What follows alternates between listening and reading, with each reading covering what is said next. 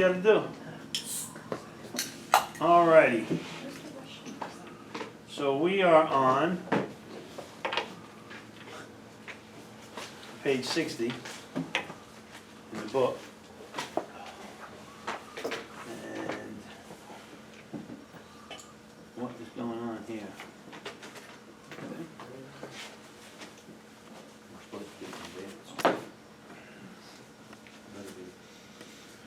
Now, does anybody got any questions on what we talked about? Anybody got any questions on what we've been talking about? Not straight on anything? So we did the three pertinent ideas last week, right? A, B, and C. And we said that that's A is step 1, and B is step 2, and C is step 2. Right?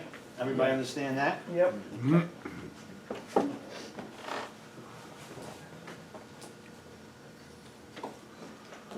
Okay, so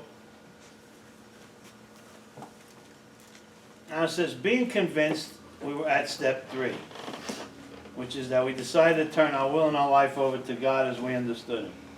Just what do we mean by that, and just what do we have to do? So when you're talking about the third step, these first 3 steps are very, what's the right word? People don't do much work on them. They basically read them, you know. What do we mean by this third step? And that's what this paragraph is asking us, right? Just what do we mean by that? Just what do we have to do?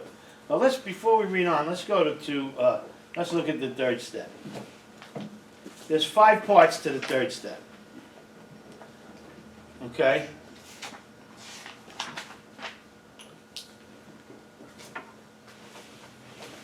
The first part is made a decision.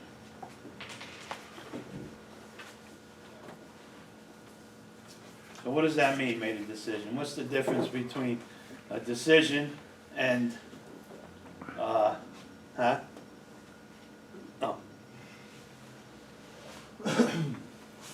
They just made a decision. Well, in the book it talks about we made many resolutions but never a decision, right? So what's the difference between a resolution and a decision? Action. Willing to go to action. Yeah, so a decision implies further action, right? If you don't follow it by action, then it's just a good idea. Okay? So a decision must be followed with action to fulfill the thought. Okay? Decision is the seed and action is the nourishment to allow it to bloom. And here the action is simply to continue on working the steps. So that's the first part. And the second part is to turn our will. Turn our will. Does everybody understand what the will is? What's the will? It's everything. I mean, I don't know. I guess what is the will? Our selfish natures. Our thoughts and actions. No? Our will is our thoughts. No thoughts. Our will is our thoughts. Okay? But it's not just our thoughts in the present. It's on 3 planes, so to speak. So my will is it's past, present, and future. Okay? Past, present, and future. So in other words, my will is everything I wish I've done, prefer to be doing, and hope I'll do. You got that? No. Our will is I wish I'd done. on 3 planes, past, present, and future. So it's everything I wish I've done, prefer to be doing, and hope I'll do. Now, if you look at those 3 things I just said, it's everything I wish I've done, prefer to be doing, and hope I'll do. All 3 of those things, if you notice, there's no action involved in them. You didn't do anything, it's what you wish you did. And you're not doing, it's what you prefer to be doing, and it's what you hope you'll do. They're all of the mind. Right? Right? Okay.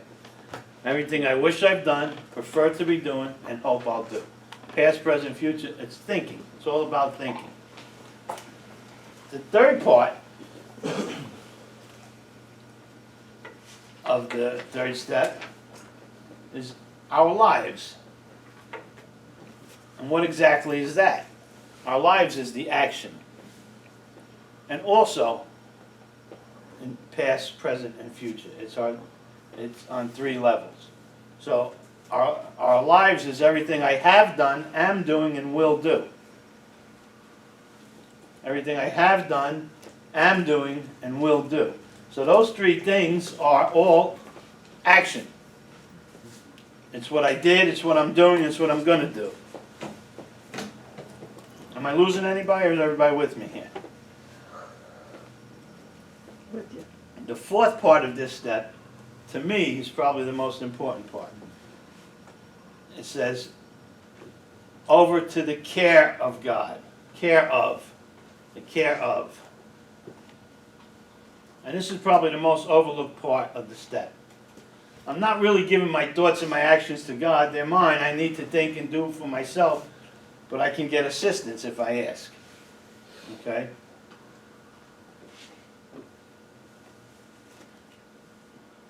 Over to the care of God.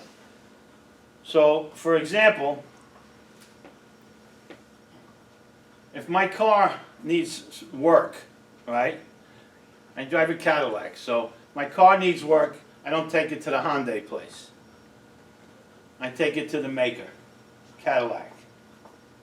Well, when I take my car to Cadillac to get fixed, I don't give them my car. It's my car.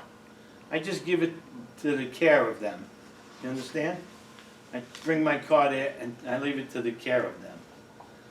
And so who better than to fix me than my maker when I need to be fixed? But again, I'm not giving my life to God. God gave me life. When He thinks it's enough, He'll let me know. So in the meantime, when I give it to God, I give it to the care of God. I'm still responsible for what I think and do, or from what I think for sure.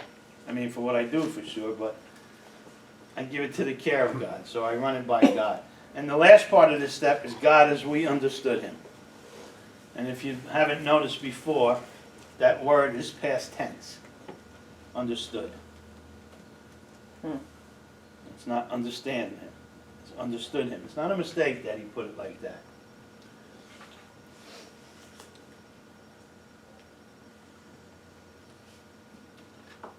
Why is it like that? Why? Why is it past tense? Good question. Step Because 2. the understanding of God came before this step. That's what we did in step 2. We got a basis of an understanding of a God that we're comfortable with. We spent a lot of time talking with you about how important it is to be comfortable with a God in your life today. I don't know what's going on with this thing, but I don't see anybody on here, and that can't be right. Am I on here? Let her check. Look on that Facebook. That doesn't make sense. Nope. Oh. No, huh? 48 minutes ago you posted that, and that's it. That's it with that. I don't know what happened. It says live. Huh. I can start live video. See what happens. I damn sure don't want it on me. So mine's starting. Wait a minute, I don't know how to turn it around. No, don't start live video. It is. Well, maybe. Oh. I know, stop it. Alright guys, we are... I don't know what happened. But Shit, it's still going. Cancel. okay. Are they there now? Damn sure don't want it on me. Oh my So god. let's start. I'm so retarded on this stuff. I'm sure why. Oh my god. Did it go on? Oh. Uh-uh. No? Okay, I don't know what happened, so, well, we got it going on YouTube, right? Well, we will tonight, I'm recording Yeah, but I now. mean, you have it recorded, okay. So anyway, whoever's on Facebook, I don't know why You you're want me not to tell, showing say, up. post that? Just say for some reason Facebook is not working, turn into YouTube tomorrow. Okay. So 5 parts of the third step. Does all of that make sense to you?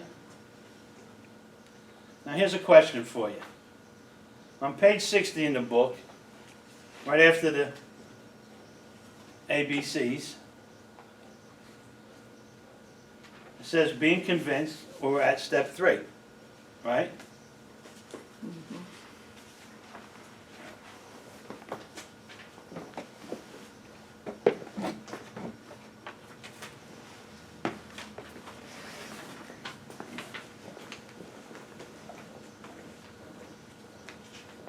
So I'll go to page 63 for a minute. And the second paragraph on page 63 says, we were now at step 3. I don't know how many people have never noticed that.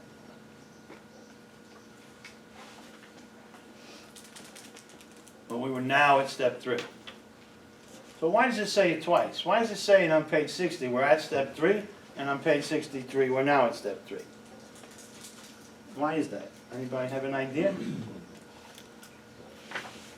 I don't know, is that reassurance? We weren't actually there yet? Huh? We weren't actually there yet? And where were we? So, we were at step 3, but, so now we're at step 3 for the prayer. Well, this one says being convinced. So we were just Just giving you thinking that direction. we were, and then this is going through it and being thorough, and then actually making it to step 3, through step 3. Very good. So, right. But people never know. I know people that have read this book for 10 years and never picked that up before, that it says that twice. I never knew why. Because here on page 60, it says being convinced we're at step 3. The question is, are you convinced? And the answer to that is probably not. I haven't met anybody in all my years sober that has come into the rooms of recovery and got to this point in recovery and were convinced.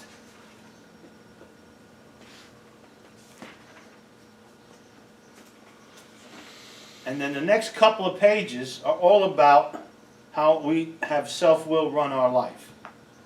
But see what it says here? The first requirement is that we be convinced that any life run on self-will could hardly be a success.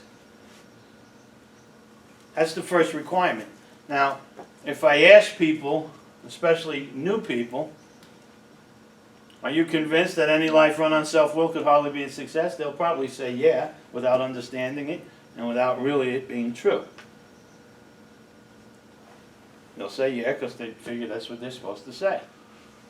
And they think because I surrendered, and I'm going to meetings, and I got a sponsor, and I'm working the steps, and so sure, I'm convinced that my self-will has screwed me up. So yes, I'm convinced that any self-will can hardly be a success. But are you really? That's the question. Are you really? And the answer to that is almost unequivocally no, you're not. None of us are. And now the next couple of pages are fine examples of how we run our life on self-will. It says on that basis we're almost always in collision with something or somebody, even though our motives are good. Most people try to live by self-propulsion. Each person's like an actor who wants to run the show, the whole show. Is forever trying to arrange the lights, the ballet, the scenery, and the rest of the plays in his own way, his own arrangements. Would only stay put if only people would do as he wished. If you just did what I wanted you to do, then everything's going to be okay. If you read the script that I wrote, It's true though. then everything's going to be fine.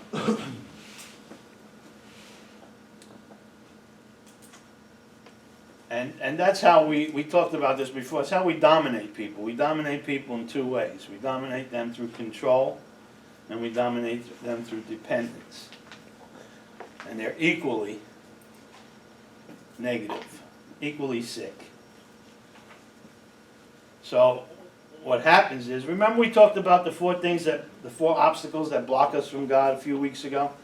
Someone I will not forgive, a restitution I will not make, secrets I will not confess, and a dubious pleasure I will not forego. Those four things are obstacles, right? And the reason they're there and we have them and they're present in our life is because self-will. So now this whole page and the next page is giving us examples of how our self-will works in our life. Did we talk about, we talked about the two powers in the one solution, right? We went over that? Okay.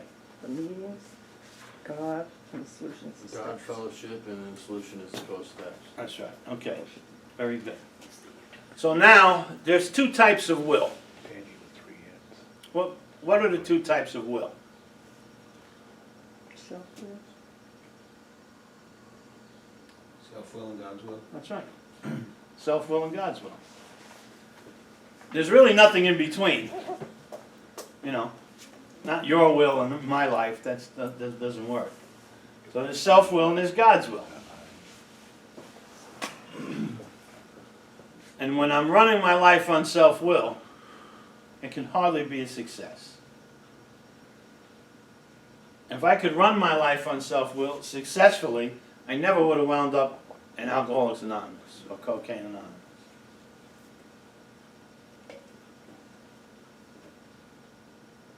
Not that this is a terrible place to be, but it's not on the list of success for people growing up. What do you want to be when you grow up? I want to be a member of Alcoholics Anonymous.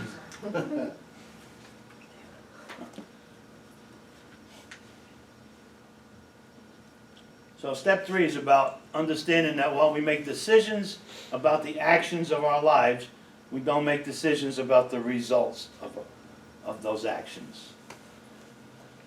Let's go back to the fourth part of the third step. Care of God. I'm going to break it down real simple for you. What that means, the care of God, turn our will and our lives over, our thoughts and our actions over to the care of God. What that means is we get out of the result business. And I'm going to tell you, everybody here, that if you can get out of the result business, your spirituality will soar. It's okay to plan, it's just not okay to plan the results. It's hard. I mean, like I have to do it instance by instance. So, nothing worthwhile in life is easy. Absolutely. Not in my life. So, the idea then that what I need to do, what I really need to spend time with on the third step is these pages from page 60, so page 60, 61, and 62. I need to study these pages, and I need to think about every sentence, every paragraph here, and how does it relate to my own life? Where in my life does self-will run why? Where in my life does self-will run my life? And what are the results of that? Take a real good, honest-to-God look at self-will.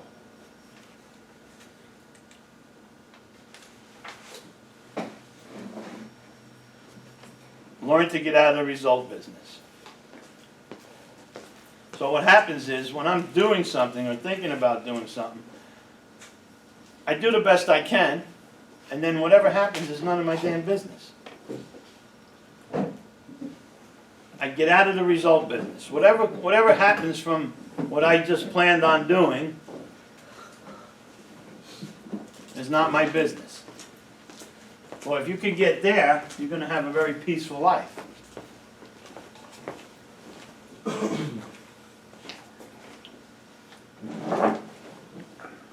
So let's read some of this, what he's talking about. Page 61. Says he may be kind, considerate, patient, generous, even modest and self-sacrifice. On the other hand, he may be mean, egotistical, selfish, and dishonest. But as with most humans, he is more likely to have varied traits. What usually happens? The show doesn't come off very well. He begins to think life doesn't treat him right. He decides to exert himself more. He becomes on the next occasion still more demanding or gracious, as the case may be. Still, the play doesn't suit him. Admitting he may be somewhat at fault, he is sure that other people are more to blame. He becomes angry, indignant, self-pitying. What is his basic trouble? Is he not really a self-seeker even when trying to be kind? Is he not a victim of the delusion that he can wrest satisfaction and happiness out of this world if he only manages well? Is it not evident to all the rest of the players that these are the things he wants? And do not his actions make each of them wish to retaliate, snatching all they can get out of the show? Is he not, even in his best moments, a producer of confusion rather than harmony? Does that sound familiar? So when you read this, I don't want you to just read this. I want you to say, where in my life, what instance in my life is this played out like that? Has this taken place like that?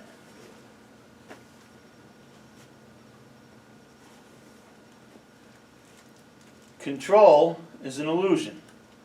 You're not controlling anything. It says our actor is self-centered, egocentric, as people like to call it nowadays. He's like the retired businessman who lolls in the Florida sunshine in the winter complaining of the sad state of the nation, the minister who sighs over the sins of the 20th century, politicians and reformers who are sure all would be utopia if the rest of the world would only behave, the outlaw safecracker who thinks society has wronged him, and the alcoholic who has lost all and is locked up.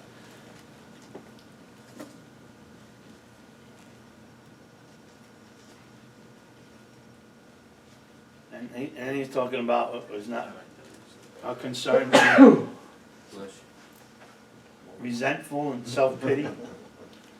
Then he says here, look at this here, the first paragraph on 62. Selfishness, self-centeredness, that we think is the root of our troubles. Driven by 100 forms of fear, self-delusion, self-seeking, and self-pity, we step on the toes of our fellows and they retaliate.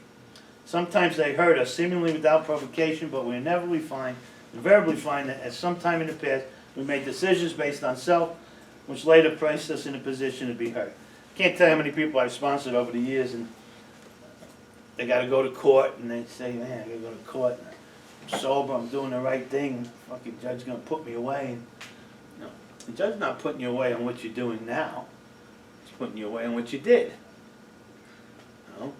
At some time in the past, you made decisions based on self, which placed you in a position to be hurt. So here's the thing, right? If I'm really selfish and self-centered, and I won't argue that fact, and neither should you, if I'm really selfish and self-centered, then I have to be driven by all kinds of fears. Bill says 100 forms of fear. Self-delusion, self-seeking, self-pity.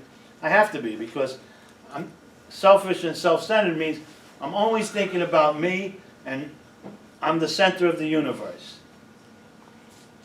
I love, Bette Miller was being interviewed one time, and she says to the reporter, oh, enough about me, let's talk about you. What do you think about me?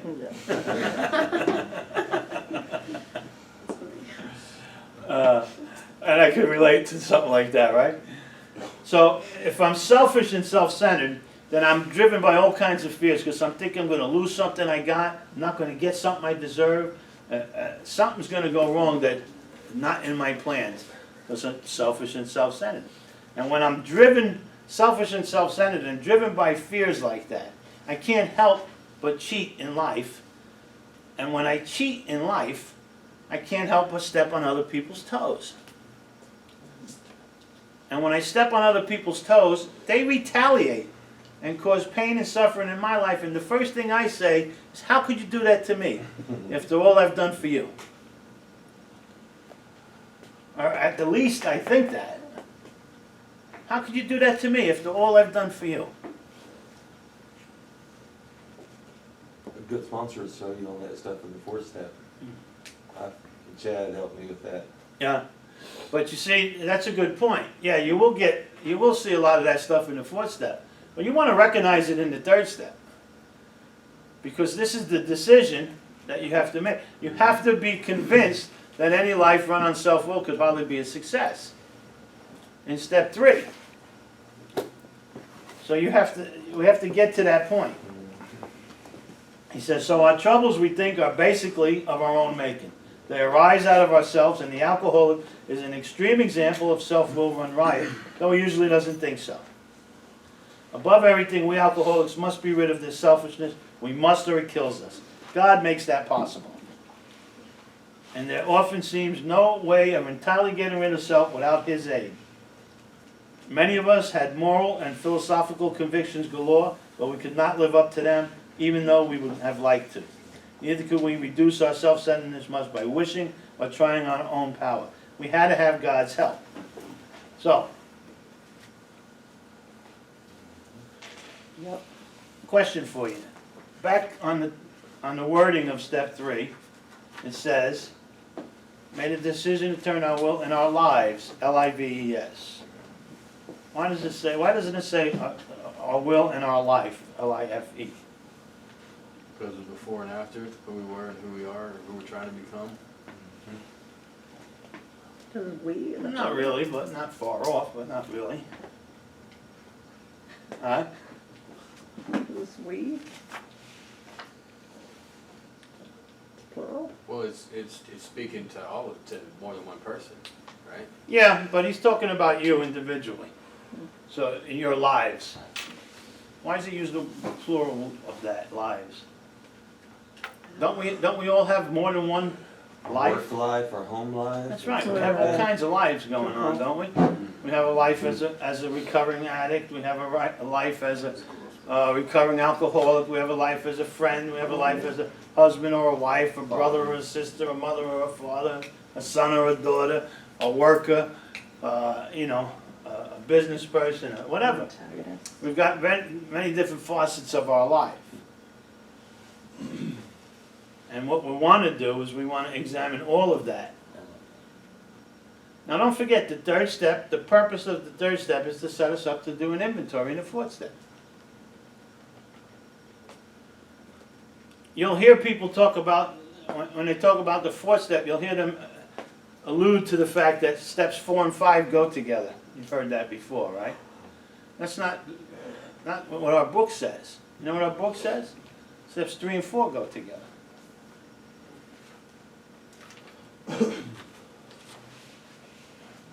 Where does it say that? Page 64, top of the page. Okay. Though our decision was a vital and crucial step, our decision, step 3, it could have little permanent effect unless at once followed by a strenuous effort to face and be rid of the things in ourselves which have been blocking us. Our liquor was but a symptom, so we had to get down to causes and conditions. So what this is telling me is I make this decision, this is the third step, and I immediately do the fourth step. Well, what's going to happen is people today, they take months to do a fourth step, or weeks at the least.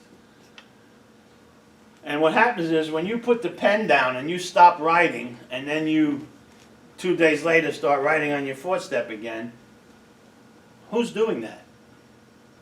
You are. And the step is asking us to do, the fourth step is asking us to do a fearless and moral inventory. Well, we're not very fearless nor moral. So we have to invite God into the fourth step. We do the third step when we start writing, and if we stop before we start writing again on the fourth step, we need to bring God back in. You should never write on your fourth step without doing the third step and bringing God back into the process. So steps 3 and 4 go together. So any effort to know God's will is aided by being open to it. The more open we are to learning God's will for us, the more likely we are to discover it. when we allow self-will to run riot and insist on having our way, it is difficult to determine God's will, especially when we're certain about what we want. That's the bitch right there. When we're really certain, this is what I want, this is what I need, and we're certain that we are totally closed-minded. And the hardest door in the world to open is the door to a closed mind.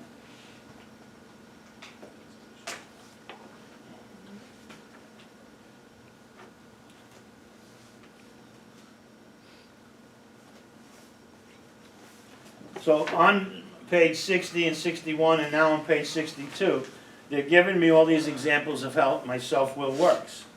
Okay?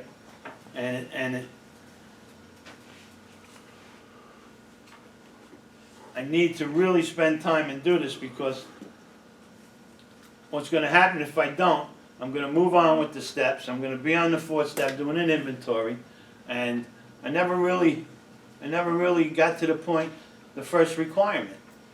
It's not the last requirement, it's the first requirement. And the first requirement is that we be convinced that any life run on self-will could hardly be a success. That's a direction that this book is pushing us towards, right? So if that's a direction as part of doing the step, why doesn't anybody do it? Why does hardly anybody do it? So you need to spend time on looking at how self-will has messed up your life each time. Now look what he says in the bottom, page 62. He said we had to have God's help. And then he says this is the how and why of it. First of all, we had to quit playing God. Why we got to quit playing God? It didn't work. There's it right there. It didn't work. Next, we decided that hereafter in this drama of life, God was going to be the director. He is the principal, we are his agents. He is the father, we are his children. Most good ideas are simple, and this concept was the keystone of the new and triumphant arc through which we passed to freedom. So what is he talking about here? Well, first of all, we had to quit playing God. It didn't work.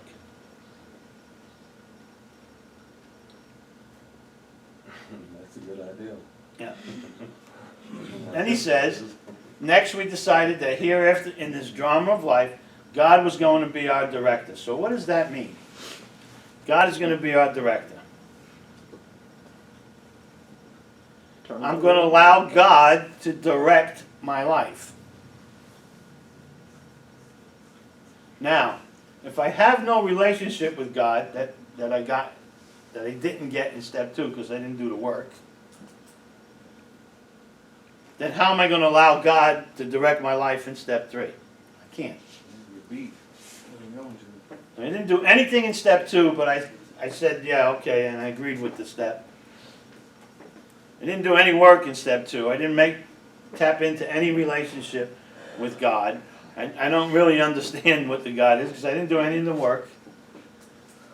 And now I'm going to let this thing that I'm not sure of what it is and not sure what it means to me direct my life? How? Does that make sense to you?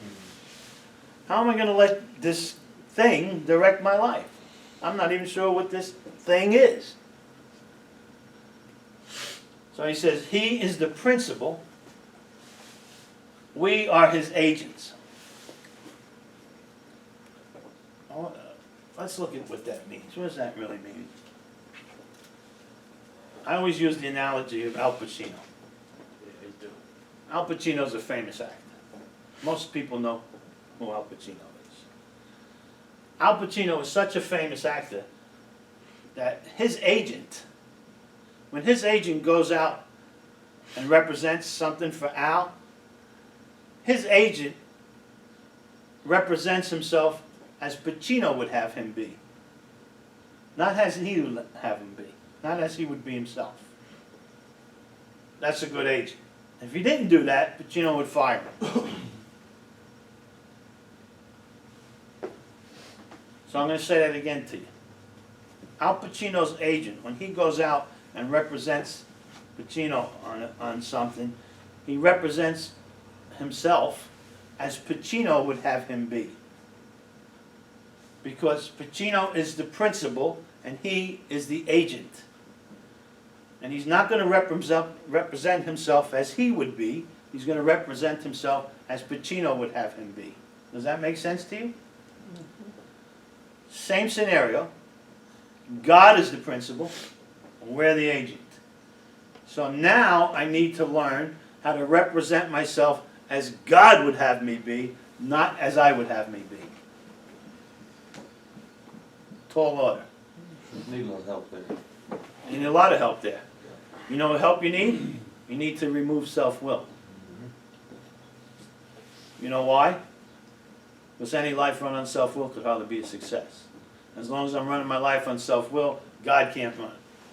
God's will can't come into play. There's only two wills. God's will and my will. Self-will and God's will. If self-will is playing right now, God's will is not. So I need to learn how to represent myself as God would have me be, rather than as I would have me be. Does that make sense to you? Yep. The next thing he says is, He is the Father, and we are His children. Very simple concept. Maybe not everybody in this room was brought up in a way where they had a mother and a father. Even if that's not your case, you can understand the concept. My personal experience is that I had my mother and my father at least till I was 10.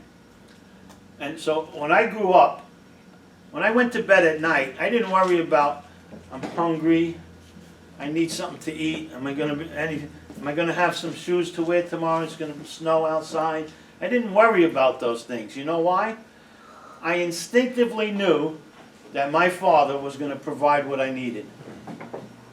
It wasn't even a conscious thought. I just knew that my father would provide what I needed. He is the Father, we are His children. So God will provide what I need. Not always what I want, but certainly what I need. So I understand that concept. That concept makes sense to me. Okay? And if you didn't have that growing up, you could still understand the concept of it. The concept of it is simple. God is the Father, and He's going to take care of me. He's not going to do for me what I could do for myself, but He's going to provide what I need. But again, the only thing that will block that, the only thing that will stop that, is self-will. Because when self-will is in play, God's will is not.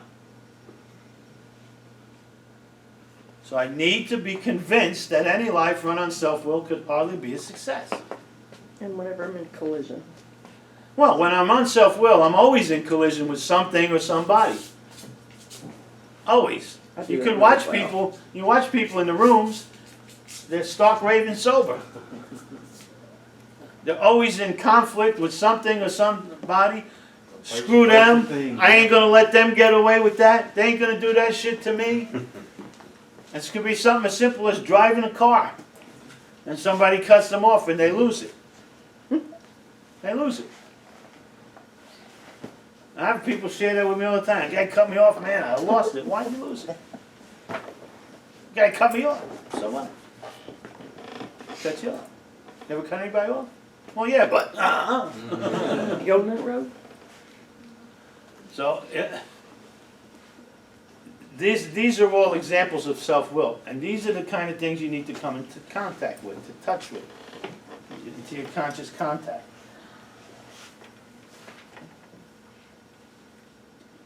So I'm going to trust that God will provide for me what I need. Does that make sense to you? And now we get to page 63. And this is one of the biggest mistakes people make in the rooms. People call this the third step promises, the top of the page. Have you heard that before? Mm-hmm. The third step promises? These are not the third step promises. They are not the third step promises.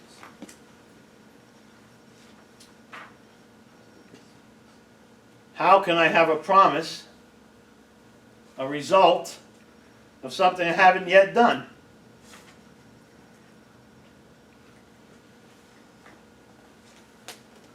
So what this is, on page 63, these are 10 results of the second step. 10 results of the second step. You might want to mark this down in your book. When we sincerely took such a position, all sorts of remarkable things followed. Number 1, we had a new employer being all-powerful. Number 2, he provided what we needed if we kept close to him and performed his work well. Number 3, established on such a footing, we became less and less interested in ourselves, our little plans and designs. Number 4, more and more we became interested in seeing what we can contribute to life. Number 5, as we felt new power flow in. Number 6, as we enjoyed peace of mind. Number 7, as we discovered we could face life successfully.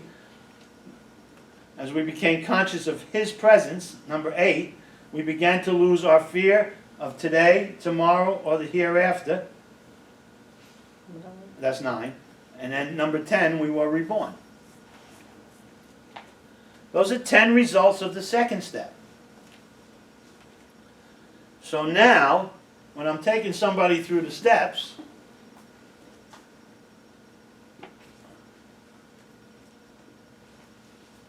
do you have this alive and well in your life right now? Do you have a new employer being all-powerful right now? Has he provided what you needed? Are you keeping close to him and performing his work well? Have you become less and less interested in yourself and your little plans and designs, and more interested in seeing what you can contribute to life? You feel that new power flow in? You enjoying peace of mind? You discovered you can face life successfully? Have you become conscious of his presence? Did you lose your fear of today, tomorrow, or the hereafter? Are you reborn? If you can answer yes to all 10 of those things, guess what? You're now at step 3. Does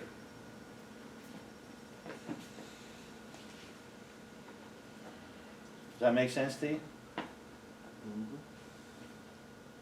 We are now at step 3. Now step 3 is not the third step prayer that comes next. That is not the third step. It's just a prayer. So what is the third step? This is what people don't understand. This is the baffling thing that I shake my head for years about this. People think that this is the top of this page is the third step promises, and then the next paragraph is the third step prayer. Well, it's the third step prayer maybe, but it's just a prayer. It's not the third step. How do I know that? Look on the next paragraph, the third paragraph. It says, the wording was, of course, quite optional. I'm going to give you a hint. Alcoholics Anonymous and Cocaine Anonymous does not have any optional steps. If the wording, of course, is quite optional, then it's not the step, it's just the prayer. And you don't have to use that prayer. It says now, we're now at step 3. Many of us said to our Maker, as we understood him, God, I offer myself to thee to build with me and do with me as thou wilt. Relieve me of the bondages of self, that I may better do thy will. Take away my difficulties, that victory over them may bear witness to those I would help. Of thy power, thy love, and thy way of life, may I do thy will always. Now look what he says next. Very important. Most people pay no attention to these next 2 sentences, or this next one long sentence. It says, we thought well before taking this step, making sure we were ready, that we could at last abandon ourselves utterly to him.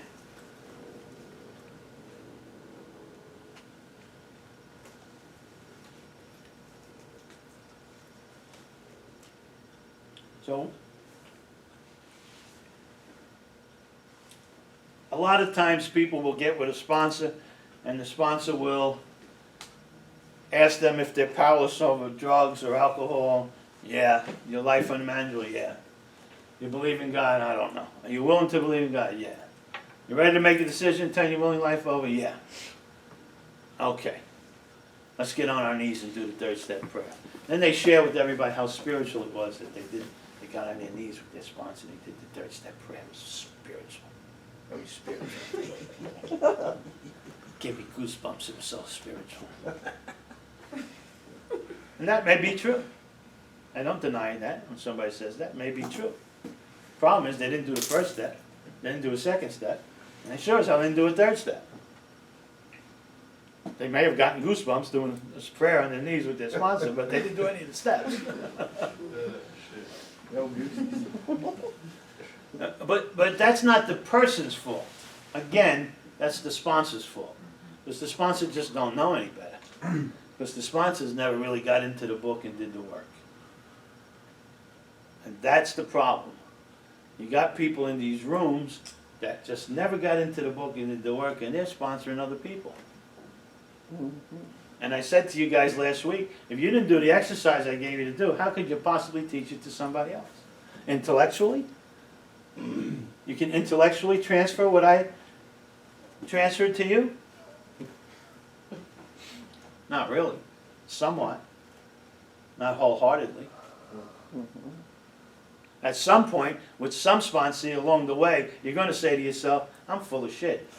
I'm still a phony. I did do my homework though, just for the record. Very good. too, after, yeah. Very good. But, Yeah, no. but that's what's going to happen to Just want you. to put that out there. I know. That's cool. But that's what's going to happen to you. Somewhere along the way, when you keep sponsoring people, somewhere along the way, you're going to question yourself. You're going to say, you know what, I'm full of shit. Let me tell you something. Even me, I've sat down with sponsees, and they shared some with me, and I shared some really cool spiritual shit with them. Maybe it even gave me goosebumps and stuff, right? I don't know. But when they got up and walked away, I went, damn, you're full of shit, man. Why don't you do that yourself? Yes, that's the hard part. That's what happens. That's why you sponsor. And working with people has taught me to stop being fake. Most of the time for me, in my case, it's been where, yeah, I've done that before, but I stopped. Now I'm telling you to do it, and I ain't doing it no more. Yeah. And it don't feel good. Don't feel right. It's fake. So, I think that's It's God self-will. though saying, hey, idiot. Yeah. Yeah, So get a grip. there's going to come a point. Now look what he says here. He says, we found it very desirable to take this spiritual step with an understanding person, such as our wife, not my case, best friend or spiritual advisor. But it is better to meet God alone than with one who might misunderstand. The wording was, of course, quite optional, so long as we expressed the idea, voicing it without reservation. This was only a beginning, though if honestly and humbly made, an effect, sometimes a very great one, was felt at once. So, I can use any words I want. I happen to like this prayer, and it works for me. But you know what, I've worked with people, many people over the years, and you know what prayer they used for the longest time? The fake it till you make it prayer that we talked about. I got people that used that, they said, even when they got to the point where they say, wait, I ain't faking them, I really believed it, they kept using that prayer. Because they liked it. So it doesn't matter what the wording, as long as the idea is expressed. Right? That's what's the important thing. That's what. So the third step, if the third step is not the third step prayer, and the top of this page is the 10 results from the second step, then what the hell is the third step? To get out of the result business. Getting out of the result business is part of it. The main crux of the third step is being convinced that any life run on self-will could hardly be a success. That's the main thing with step 3. Removing self-will.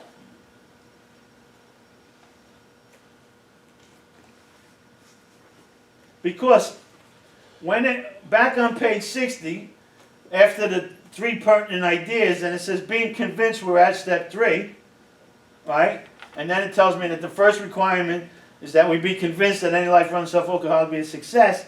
Then the next 2.5 pages are about how self-will has messed us up, and I start studying how self-will is messing my life up and how, the role that is playing in my life, then I get to the top of page 63 and I realize all of these things are alive and well in me, and I am now at step 3. I've removed self enough to go on to the 3rd step. And I will diligently, along the way afterwards, keep removing self. Because if I rest on my laurels, I'm headed for trouble if I do. Because alcohol or cocaine is a subtle foe. And will sneak up and bite me on the ass. Every time. It seems that we make the decision not to turn our will and our lives over just as much, and if not more, than we make the decision to do it. We insist on the illusion of control. Did you hear what I said? Mm-hmm. We insist on the illusion of control. Nothing in step 3 relieves me of the responsibility to take action. I think I give it to God, let God do it. So what we turn over in this step is the results of our actions, not the actions themselves. But we do try to bring those actions in line with what we believe to be God's will for us. We do the work and we leave the worrying to God. I can plan, I just don't plan the results.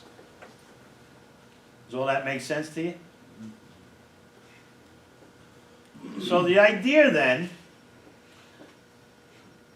I'm just going to read this first paragraph on step 4 that says, next we launched out on a course of vigorous action. The first step is which a personal house cleaning, which many of us have never attempted. Though our decision was a vital and crucial step, it could have little permanent effect unless at once followed by a strenuous effort to face and be rid of the things in ourselves which have been blocking us. Our liquor was but a symptom, so we had to get down to causes and conditions. So what happens with step 3 is, step 3 will remove self just enough to allow us to take action. I say that again for you. Step 3 is going to remove self just enough to allow us to take action. That's why we need to get busy writing on the 4th step. Has everybody got that?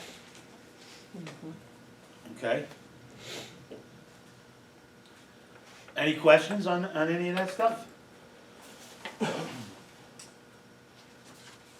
Anybody got any questions?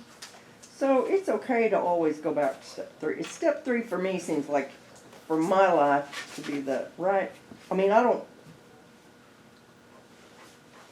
And to go back to step 3? Yeah, to like Yeah, anytime I'm all fucked up and I go to my sponsor, we go back to step 3 and we go line by line, and she'll take the thing, you know. And that could help. That can certainly help. Because I don't like. But here's the thing. The idea is to, see, we have a 12-step program. We don't have a 1-step program. We don't have pick a step and you got a problem, pick a step and fix the problem. We don't have that. I've heard people over the years say, they hear somebody share, say, you need to do a 5th step, you need to do a 9th step, you need to do a 3rd step, you need to do a 10th step. No, you don't. You need to do 12 steps. You need to, you remember the breakdown of the program of recovery? The 3 parts? Who remembers the 3 parts of the program of recovery? Scott? The trust God, clean house, No, and no, work with no. others. Community service and recovery? No. The program of recovery is broken into 3 parts. What are What they? is the problem, what is the solution, what's the program of action? Correct. Okay. What is the problem? What is the solution? What is the program of action? So step 1 is what is the problem? Step 2 is what is the solution? And step 3 to 12 is the program of action. So if I just pick up on an issue on step 3, I'm missing the problem and the solution. Yeah, okay. I may think I know Kinda it. go into the. I may think I know it and I may be correct, but I may find out that I was mistaken if I did 1 and 2 first. She's always trying to keep me in my lane, which Yeah, I have a hard time. Yeah, one thing that like really struck me while we were going through this, is uh-huh, you know how it talked about we're nothing but agents of God, right? uh-huh, So I went through here, you know, where I did my homework, what God is to me, being, you know, forgiving, strong, powerful, patient, all that stuff. So I've got to live like that to get out of self-will, right? well, you're not trying to be godly, Right, Okay. no, but I mean, but you wanna represent yourself as God would have you be, rather than represent yourself as you would Right. have you be. and that's what really kind of struck a chord with me and is going to help me, Yeah, you know, on how to act or maybe think and treat people. yeah, sure. Sure, it's a good tool. Yeah. It's a good tool. Again, anything you can do to counter the selfishness and self-centeredness. Right. Because self-will is the root of our trouble. And the whole idea in the step 3 is to be convinced that any life run on self-will could hardly be a success. Any life. So that doesn't exclude any of us. It includes all of us. Any life run on self-will could hardly be a success. It must be a slow burn, because. Does that make sense to you, though, what we're talking about? Absolutely, it makes sense. It makes sense. It's made sense for a long time. It doesn't make it easier that I just skip out of here and don't want my way. Simple idea. You know, Well, I still want to have a temper tantrum and get my way. yeah. Well, but you know, again, And if they did it that way. when you don't do what you have to do, when you say skip out of here and do what you want to do, right? That I hear what you're saying, but that's nothing less than self-will taking control again. Oh, absolutely. That's what I'm Yeah. saying. It just that's why it must be a slow burn. Absolutely. Yeah. I mean, I can't just think about that and float out here. No. So Like you have to what counter that self-will with action. And as we're gonna learn when we get to 6 and 7, there's action and non-action. And they're two different things, and both of them are useful and needed, and you need to learn how to do them. All right, so we'll take up where we left off next week. Same time, same channel. I'm glad somebody showed up tonight. I'm glad you guys showed up. Which would be pretty tough doing this with just me and Scott. Thank you for showing up. Just doing all of my Set some life. chairs up with some fake people. Yeah. Everybody stay well. Stay healthy. So I have a I'm question not about passing the that. basket, but if you had coffee, pay for it. Did you see that?